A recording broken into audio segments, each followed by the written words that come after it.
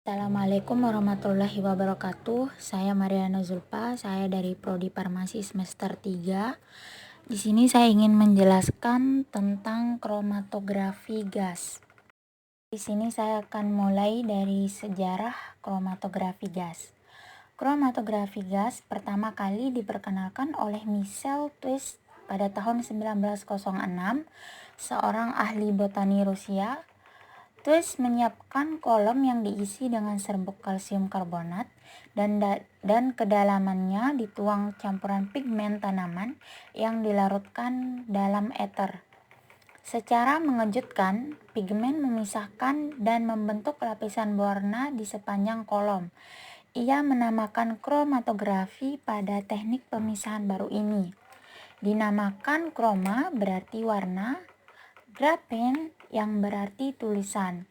Kemudian kimiawan dari Swiss Richard Martin Willstatter 1872 sampai dengan 1942 menerapkan teknik ini untuk risetnya, yakni untuk pemisahan pigmen klorofil.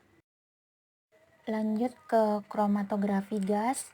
Kromatografi gas atau biasa disebut dengan GC adalah jenis umum dari kromatografi yang digunakan dalam kimia analitik untuk memisahkan dan menganalisis senyawa yang dapat menguap tanpa dekomposisi. Kromatografi gas dapat digunakan untuk pengujian kemurnian zat tertentu atau memisahkan komponen yang berbeda dari campuran, atau jumlah relatif komponen tersebut juga dapat ditentukan.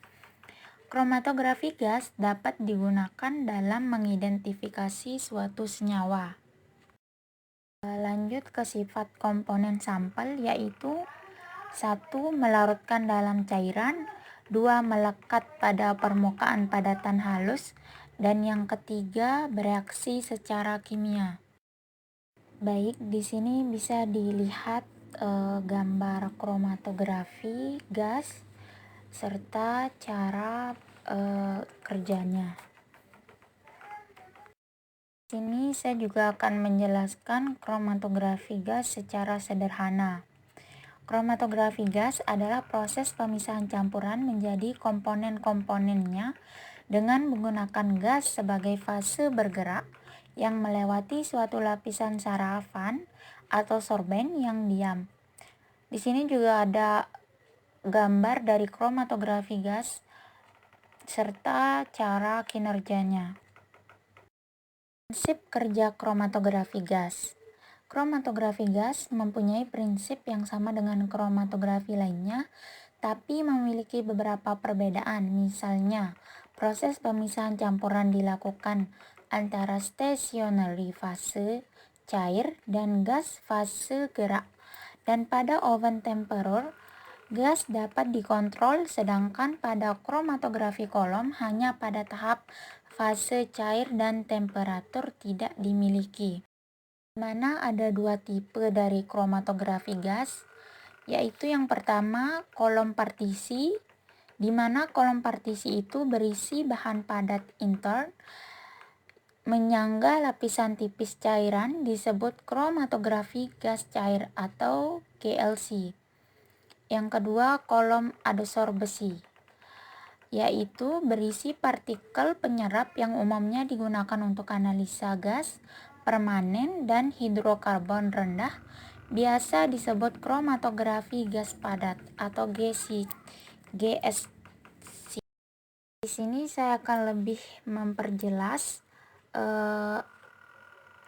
kromatografi gas cair dan kromatografi gas padat. Yaitu yang pertama pada kromatografi gas cair, sebagai fase diamnya adalah cairan yang disalut tipis pada permukaan butiran padat sebagai pendukung, sedangkan fase geraknya adalah gas yang lembab. Mekanisme pemisahannya adalah perbedaan partisi komponen sampel di antara fase diam dan fase geraknya.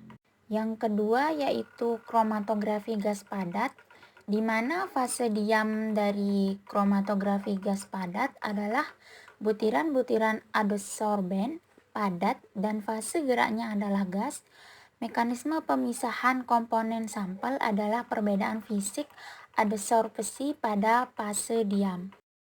Penggunaan dari kromatografi gas. Yang pertama, sampel diinjeksi ke injektor yang suhunya sudah diatur. Kedua, setelah sampel menjadi uap, akan dibawa oleh aliran gas pembawa menuju kolom. Ketiga, sehingga komponen akan terabsorpsi oleh fase diam sebagai terjadi pemisahan.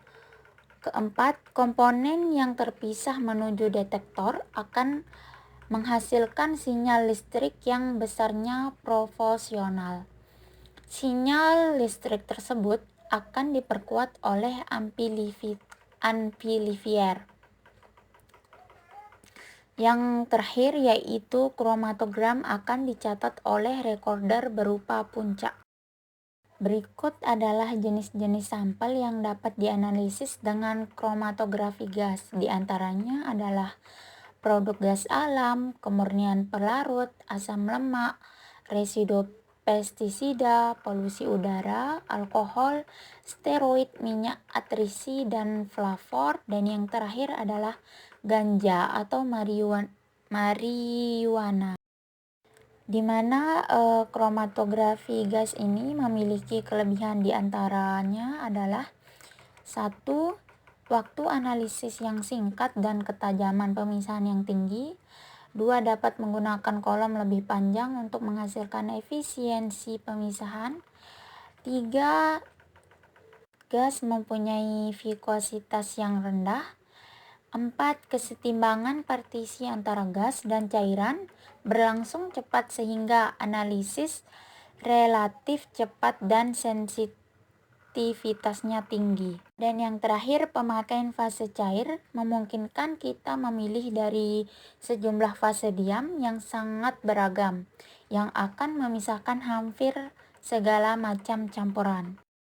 Memiliki kelebihan, namun kromatografi gas juga memiliki beberapa kekurangan. Di antaranya, teknik kromatografi gas terbatas untuk zat yang mudah menguap. Kromatografi gas tidak mudah dipakai untuk memisahkan campuran dalam jumlah besar. Pemisahan pada tingkat miligram mudah dilakukan. Pemisahan pada tingkat gram mungkin dilakukan. Tetapi pemisahan dalam tingkat pon atau ton sukar dilakukan kecuali jika dan metode lain.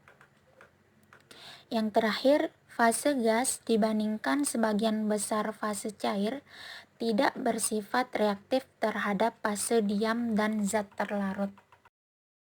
Baik, hanya ini yang dapat saya sampaikan mengenai kromatografi gas. Terima kasih, thank you for watching, dan selamat beraktivitas kembali. Wassalamualaikum warahmatullahi wabarakatuh.